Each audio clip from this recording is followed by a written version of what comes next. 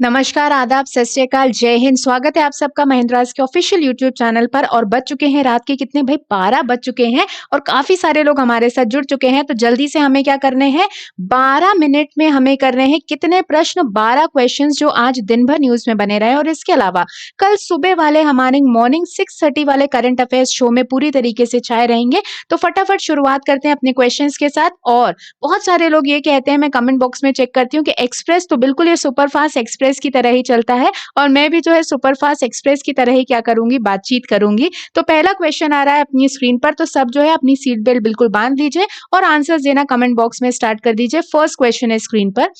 Prime Minister Narendra Modi ji will today lead the Indian delegation to the 20th summit of SCO Council of Heads of States, which is being held virtually. The meeting will be chaired by the Russian President Vladimir Putin. In which year India got full-time membership of SCO? प्रधानमंत्री नरेंद्र मोदी जी आज SCO मतलब Shanghai cooperation organisation की meeting जो है उसे क्या करेंगे, head करेंगे, लीड करेंगे। इस पूरी की पूरी मीटिंग का जो आयोजन किया जा रहा है वो अध्यक्षता कौन कर रहा है, राष्ट्रपति रूस के जो कौन है, व्लादिमीर पुतिन है। पूछा गया है आपको प्रश्न में कि इंडिया को शांघाई कोऑपरेशन ऑर्गेनाइजेशन SCO में पूर्णकालिक का दर्जा, फुल टाइम मेंबरशिप कौन से वर्ष में मिली थी। तो भाई शांघाई कोऑपरेशन ऑर्गेनाइजेशन में 8 मेंबर कंट्रीज है। SCO में इंडिया को मेंबरशिप जो है वो कब मिली थी, पहले इंडिया ऑब्जर्वर स्टेटस के तौर पर था। पूर्णकालिक सदस्यता इंडिया को कब मिली थी, ऑप्शन है 2005 में, 10 में, 17, 18 की 19 में। तो अगर हम सही आंसर की बात करें तो वो कौन सा है, 2017। 2005 में SCO में इंडिया क्या बना था, ऑब्जर्वर स्टेटस के तौर पर बना था। और 2017 की अगर मैं बात करूं तो 2017 में इंडिया को पूर्णकालिक पूरी फुल टाइम मेंबरशिप जो है वो प्रोवाइड कर दी गई थी शांघाई कोऑपरेशन ऑर्गेनाइजेशन की। कमेंट बॉक्स में आपको लिखकर ये बताना है, कमेंट बॉक्स में लिखकर ये बताना है कि शांघाई कोऑपरेशन ऑर्गेनाइजेशन की शुरुआत कब हुई थी। शांघाई कोऑपरेशन ऑर्गेनाइजेशन की शुरुआत कब हुई थी, ये आपका जो है क्वेश्चन रहेगा। सेकंड क्वेश्चन आ रहा है स्क्रीन पर। Who tops Edelgive Hurun India philanthropy list 2020? Edelgive Hurun India परोपकार सूची 2020 में किसने शीर्ष स्थान हासिल कर लिया है। तो भाई हुरून की लिस्ट आई है, फिलांथ्रोपिस्ट लिस्ट आई है कि किसने सबसे ज्यादा परोपकार भरे काम किए हैं, सबसे ज्यादा चैरिटी की है। तो भाई पैसा होगा तभी तो क्या कर रहे हैं लोग, चैरिटी करते हैं। जैसे ज्ञान बांटने से बढ़ता है वैसे इन लोगों का पैसा बांटने से क्या हो रहा है, ये लोग जो है परोपकारी होते जा रहे हैं। तो फिलांथ्रोपिस्ट लिस्ट में जो है किसने टॉप किया है हुरून लिस्ट में, ये हुरून की रिचेस्ट पर्सन की लिस्ट नहीं है, अमीर व्यक्तियों की लिस्ट नहीं है, हुरून की इंडिया फिलांथ्रोपिस्ट लिस्ट जो है वो निकली है। किसने टॉप किया है, तो एडेलगिव ये लिस्ट निकालती है, Hurun India philanthropist list. Shiv Nadar, Mukesh Ambani, Azim Premji, Kumar Mangalam Birla या फिर बिनी बंसल। तो किसने इस लिस्ट को टॉप किया है, तो बिल्कुल मैं देख रही हूँ कि सही आंसर्स जो है वो आने लग गए हैं। किसने टॉप किया है भाई, अजीम प्रेमजी ने टॉप किया है, विप्रो के मालिक, विप्रो के, ठीक है, अजीम प्रेमजी उन्होंने क्या किया है, इस लिस्ट को टॉप किया है। अगर मैं बात करूं तो अजीम प्रेमजी आपको मिडिल में नजर आ रहे हैं, इन्होंने इस लिस्ट को टॉप किया है। इसके बाद अगर मैं बात करूं तो कौन है, शिव नादर है HCL के, शिव नादर है HCL के। और थर्ड नंबर पर कौन है, मुकेश अंबानी। लेकिन हुरून की रिचेस्ट लिस्ट की अगर हम बात करें, इंडिया के टॉप रिचेस्ट पर्सन में अंबानी जी पहले प्लेस पर थे। ये तो फिलांथ्रोपी लिस्ट है। चैरिटी किसने सबसे ज्यादा की है, परोपकारी सबसे ज्यादा कौन है। जल्दी से थोड़ा सा और जो है इस पर इंफॉर्मेशन देख लेते हैं। हुडून इंडिया और एडेलगिव ने ट्यूसडे को मतलब आज ही एक न्यूज रिलीज की है, ठीक है, एक जो है पूरा 7th एडिशन रिलीज किया है EdelGive Hurun India philanthropist list 2020 परोपकारी लिस्ट। कौन सबसे ज्यादा चैरिटी कर रहा है, जिसमें अजीम प्रेमजी और उनका परिवार जो फाउंडर है विप्रो के, उसने क्या किया है, लिस्ट को टॉप किया है। दूसरे प्लेस पर रहे शिव नादर HCL टेक्नोलॉजीज के। थर्ड प्लेस पर रहे हैं इंडिया के रिचेस्ट मुकेश अंबानी जी रिलायंस इंडस्ट्रीज के। चौथी पोजीशन पर रहे हैं कुमार मंगलम बिरला, बिरला ग्रुप के। और अनिल अग्रवाल रहे हैं 5th पोजीशन पर, 5th स्पॉट पर, जो चेयरमैन है किसके, वेदांता ग्रुप के। इसके अलावा अगर मैं बात करूं तो सबसे यंगेस्ट की लिस्ट में, सबसे यंगेस्ट की लिस्ट में बिनी बंसल रहे। बिनी बंसल कौन, सचिन बंसल के साथ मिलकर क्या, फ्लिपकार्ट, ठीक है, वो सबसे यंगेस्ट रहे जो हुरून लिस्ट में क्या रहे, शामिल रहे। 37 ईयर्स की एज पर, 38 के हो गए, 37 ईयर्स की एज पर 40s के अंडर जो है वो सबसे यंगेस्ट रहे हैं कौन, बिनी बंसल। नेक्स्ट क्वेश्चन आ रहा है, थर्ड क्वेश्चन आपकी स्क्रीन पर। Nepal president Vidya Devi Bhandari has released a special anthology on dash during a ceremony at Kathmandu in the presence of Indian ambassador Vinay Mohan Kwatra.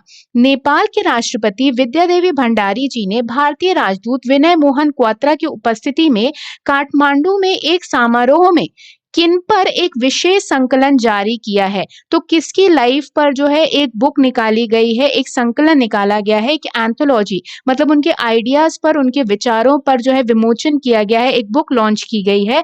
और वो किसके जो है उपलक्ष्य पे इस बुक की लॉन्चिंग की गई है, किसके ऊपर, किसकी एंथोलॉजी है, किसके आइडियाज हैं, वो किसके हैं भाई, महात्मा गांधी जी के आइडियाज को क्या किया गया है, विमोचित किया गया है। तो नेपाल में इंडियन एम्बेसडर कौन है, विनय मोहन क्वात्रा जी, और एक स्पेशल इवेंट ऑर्गेनाइज किया गया काठमांडू में जिस पर महात्मा गांधी जी के पूरे के पूरे आइडियाज पर और उनके विचारों पर क्या निकाली गई है, एक बुक रिलीज की गई है, एक सीरीज रिलीज की गई है जिसे एंथोलॉजी कहा गया है, या फिर पूरा क्या कहें हम तो एक संकलन जारी किया गया है। नेक्स्ट आ रहा है फोर्थ क्वेश्चन आपकी स्क्रीन पर। Government approves 21 projects under scheme for integrated cold chain and value addition. Who is the minister for food processing industries. एकीकृत शीत श्रृंखला और मूल्य संवर्धन योजना के तहत सरकार 21 परियोजनाओं को मंजूरी दे रही है। खाद्य प्रसंस्करण उद्योग मंत्री कौन है। तो आपको बताना है कि मिनिस्ट्री ऑफ फूड प्रोसेसिंग किसके पास है, जो पहले हरसिमरत कौर जी की बादल के पास थी, जिन्होंने क्या कर दिया, क्विट कर दिया। इसके बाद जो है फूड प्रोसेसिंग मिनिस्ट्री किसे दी गई है, तो 21 प्रोजेक्ट्स अप्रूव किए गए हैं कोल्ड चेन के, वैल्यू एडिशन के। तो फूड प्रोसेसिंग खाद्य प्रसंस्करण मंत्रालय किसके पास है, ऑप्शन है गिरिराज सिंह जी, अर्जुन मुंडा, धर्मेंद्र प्रधान, नरेंद्र सिंह तोमर या फिर नितिन गडकरी। तो फूड प्रोसेसिंग मिनिस्ट्री में देख रही हूँ सब लोग जो है आंसर कर रहे हैं, बहुत बढ़िया, परफेक्ट। किसके पास है भाई food processing ministry, Narendra Singh Tomar ji के पास है। किसके पास है, नरेंद्र सिंह तोमर जी के पास है। इसके अलावा नरेंद्र सिंह तोमर जी के पास क्या है, एग्रीकल्चरल मिनिस्ट्री के अलावा अगर हम बात करें पंचायती राज मिनिस्ट्री भी है, रूरल डेवलपमेंट भी है, और फूड प्रोसेसिंग भी किसके पास है, नरेंद्र सिंह तोमर जी के पास है।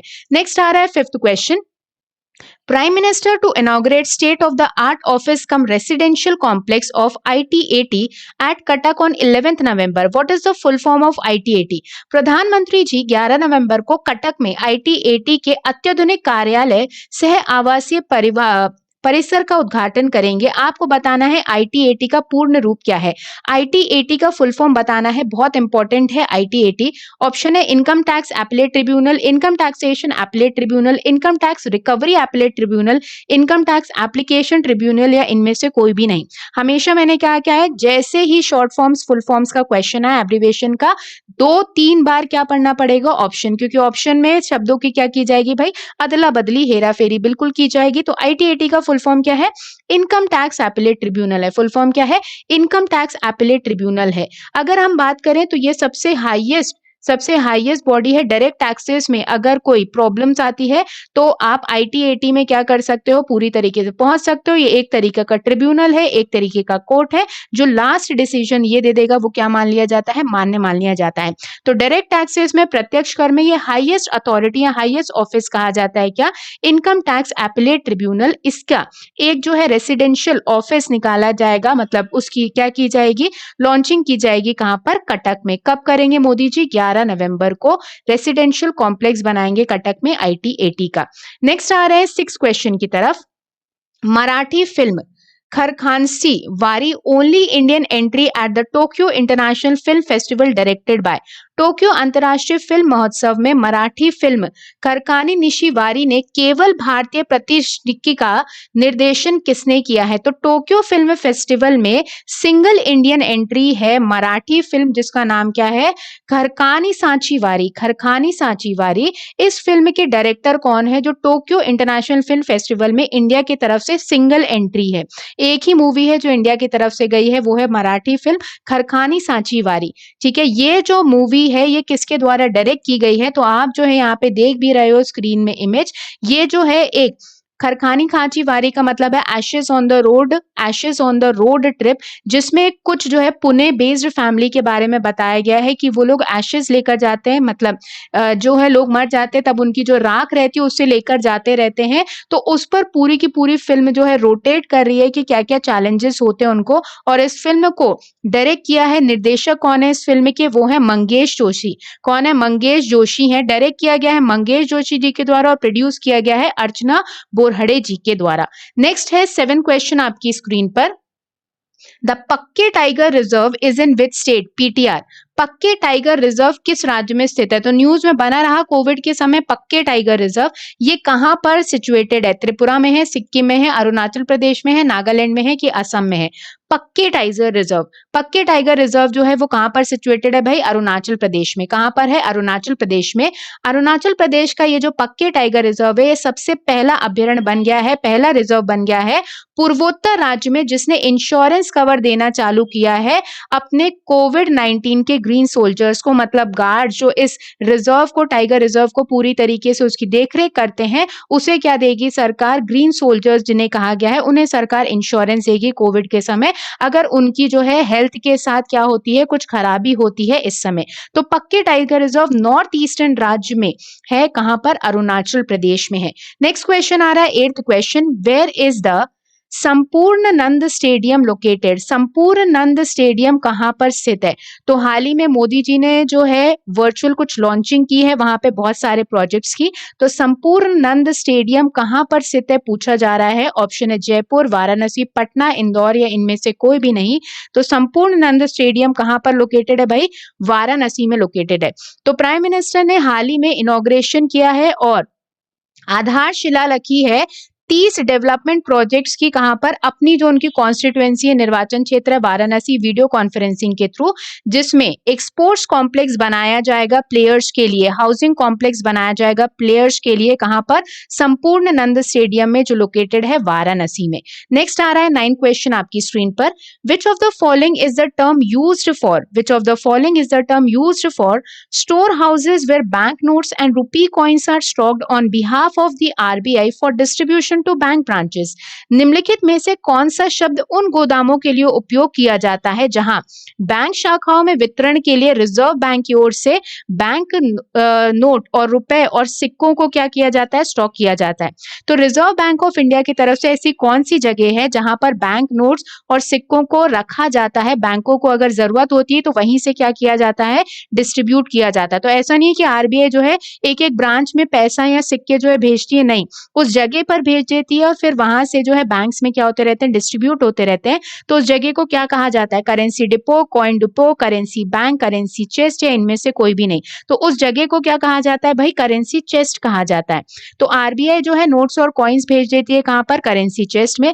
हर एक जगह पर बहुत सारे बैंकों के करेंसी चेस्ट होते हैं और बैंक्स को पैसे की जरूरत होती है तो वो करेंसी चेस्ट में से पैसा क्या कर लेते हैं? ले लेते हैं। नेक्स्ट आ रहा है 10 क्वेश्चन आपकी स्क्रीन पर, the Sheikh Chilli tomb is located in which state?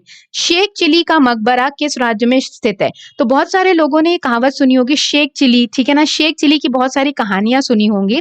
तो शेख चिली का भाई मकबरा है जो किस राज्य में स्थित है? तो शेख चिली जो थे वो मास्टर कहे जाते थे, दारा शिकोह के जो मुगल एम्परर है उनका मकबरा है। कहां पर स्थित है शेख चिली का मकबरा? और वो स्थित है कहां पर? वो स्थित है कहां पर? हरियाणा में स्थित है। कहां पर स्थित है भाई? हरियाणा में स्थित है शेख चिली का मकबरा। नेक्स्ट आ रहा है 11 question, ministry of information technology announced the 4th edition of India mobile congress 2020 through a video conferencing. What is the theme for 2020? सूचना प्रौद्योगिकी मंत्री ने वीडियो संदेश के माध्यम से इंडिया मोबाइल कांग्रेस, जिसे कहा जाता है आईएमसी के 4थे संस्करण की घोषणा कर दी है। 2020 के लिए क्या विषय रहेगा? तो India mobile Congress, India mobile Congress एक सम्मेलन होता है, हर साल किया जाता है, ठीक है। तो ministry of information technology, IT विभाग सूचना प्रौद्योगिकी मंत्रालय से करता है क्योंकि मोबाइल से रिलेटेड है, टेक्नोलॉजी से। इस बार की थीम क्या रहेगी इस पूरे के पूरे इवेंट की जो वर्चुअल होगा? तो थीम रहेगी इस बार की, वो ध्यान रखना कौन सी रहेगी? 4 inclusive, innovation, smart, secure, sustainable. ठीक है, inclusive, innovation, smart, secure, sustainable. Sustainable मतलब सतत। ठीक है, सतत। इंक्लूसिव सबको इंक्लूड करके, इनोवेशन मतलब नए आइडियाज निकालकर, स्मार्ट, सिक्योर और सस्टेनेबल। ये इंडिया मोबाइल कांग्रेस जो वर्चुअली हेल्ड किया जाएगा ये सम्मेलन, उसकी क्या रहेगी, थीम रहेगी। 12 क्वेश्चन आ रहा है स्क्रीन पर। Prime Minister to unveil statue of Swami Vivekanand at which campus on 12th November 2020? 12 नवंबर 2020 को किस परिसर में स्वामी विवेकानंद जी की प्रतिमा का अनावरण करेंगे प्राइम मिनिस्टर? तो किस कॉलेज में जो है, किस कॉलेज के कैंपस में स्टैचू को अनवील किया जाएगा स्वामी विवेकानंद जी के? स्वामी विवेकानंद जी के उपलक्ष्य में 12 जनवरी को क्या मनाया जाता है?